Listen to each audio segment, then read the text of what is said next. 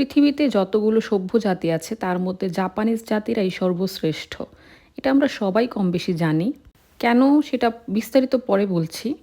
আজ বেশ কিছুদিন যাবৎ হাসপাতালে ভর্তি আছি অসুস্থতার কারণে।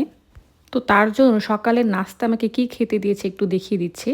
ছিল ১০০ গ্রাম স্টিকি রাইস, আর এখানে একটা সুগার ফ্রি দই, এখানে আছে মূলা আর গাজর সেদ্ধ, এখানে আছে পেঁপে সেদ্ধ অল্প লবণে, ছিল একটা সামুদ্রিক মাছ সেদ্ধ আর বরবটি সেদ্ধ, এখানে আছে সুগার ফ্রি গ্রিন টি, এখানে স্কুইড আর মাশরুমের একটা স্যুপ আছে যেটা সামান্য একটু লবণ দিয়ে সেদ্ধ করা।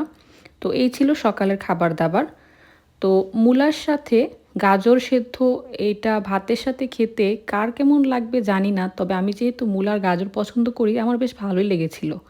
সেই সাথে স্কুইড আর মাশরুমের স্যুপটা দিয়ে সাথে সেদ্ধ বরবটি আর সেদ্ধ মাছের ফিলেট দিয়ে খেতে বেশ ভালোই লেগেছে।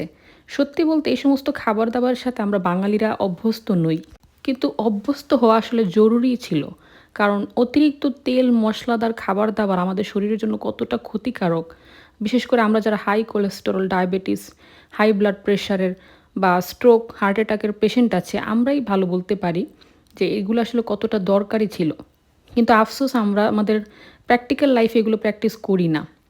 তো আমি কিন্তু বেশ পছন্দ করি এই সমস্ত অল্প মশলায় বা তেলবিহীন রান্নাবান্না। আর জাপানিজরা ছোট থেকে বড় সবাই এই খাবারগুলো বেশ আয়েশ করে খায়, আর এই সমস্ত খাবারগুলো তাদের খাদ্যাভ্যাসের একটা বিরাট বড় অংশ। ভিডিওটি দেখার জন্য সবাইকে অসংখ্য ধন্যবাদ।